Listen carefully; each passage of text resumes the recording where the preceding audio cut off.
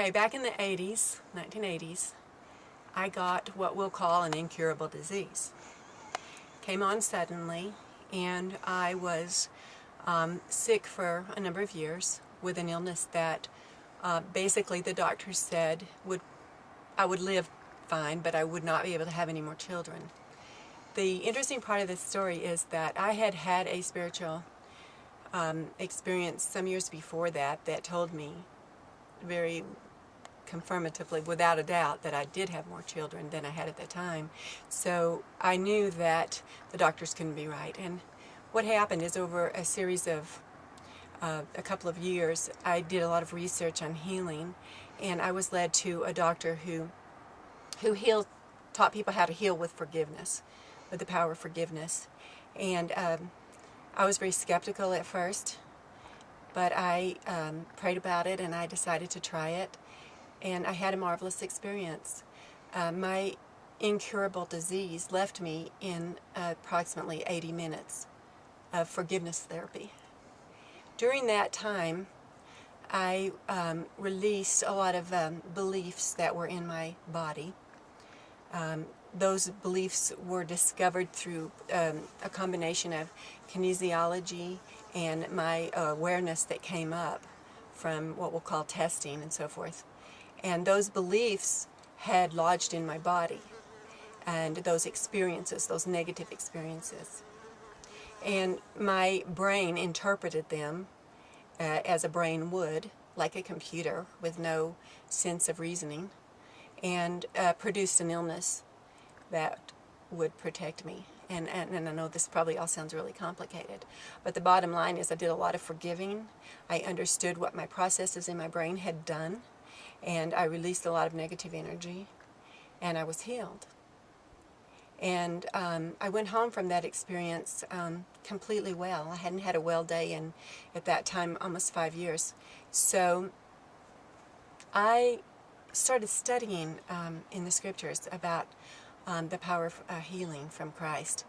And my doctor was a Christian man, and he taught me that this is what Christ taught, that healing was to be done through forgiveness, and that the adversary liked it when we held in these things, because then he could be a leech, a hitchhiker with our spirits. And so that all kind of scared me, so I read the scriptures and looked it up, and it appears in the New Testament that in almost every case that Christ healed someone, he followed that healing with rebuking the adversary.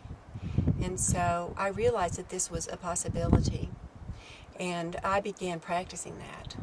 I would forgive immediately as soon as I was offended, and then I would say something like, "In the name of Jesus Christ, I command the evil spirits to depart from my presence and go to the light." And as soon as I would say that, I would feel a peacefulness and a protection and a sort of a safety. Now, when you read the scriptures and you look at all the virtues that Christ taught us to have, patience, love, and kindness, and so forth, the opposite of those things, any of those things, the opposite of that would be what I call what the adversary would want us to behave like: impatient, selfish, unloving. In any given moment, I can stop and say, what am I being? And I can know if I'm in alignment with Christ and the light, or if I'm following the adversary by my behavior. And in that moment, when I know that I'm out of alignment with the light, I stop and I ask, what's going on? I forgive that. Forgive myself sometimes.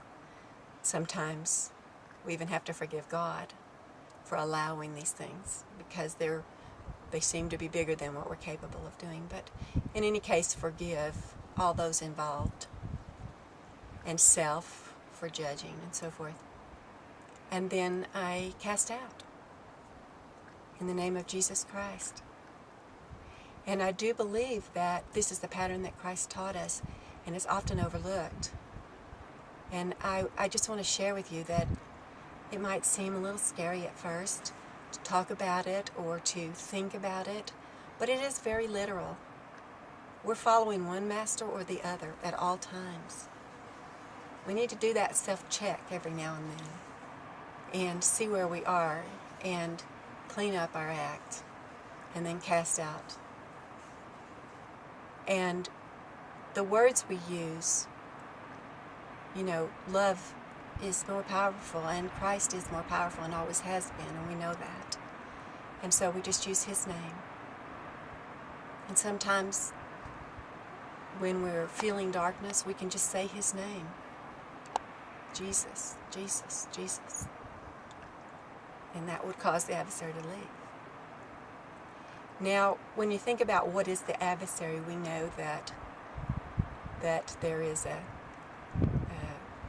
principal adversary, Satan, and there are those who followed him, who fell from grace, and there are also those who have left this earth in either a very traumatic experience or in a place where, for some reason or another, they were not in peace or alignment. They were in fear. They maybe were in deep sin and darkness, and believe that the opportunity to go to the light, once they've departed this earth, probably frightened them. And these are what I call earthbound spirits. They're just our neighbors that were living in darkness, that don't know where to go.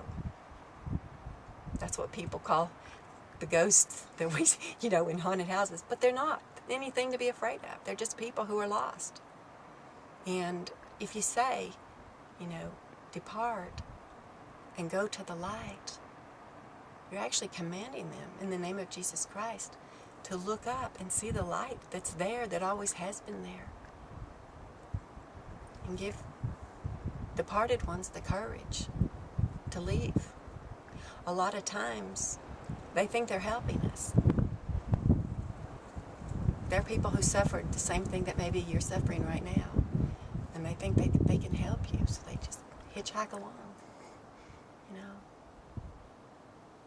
So look at everything as a gift of love, but you have power through Christ to be rid of any darkness and to not live in that darkness, not live in that suffering, and not to live in that sin.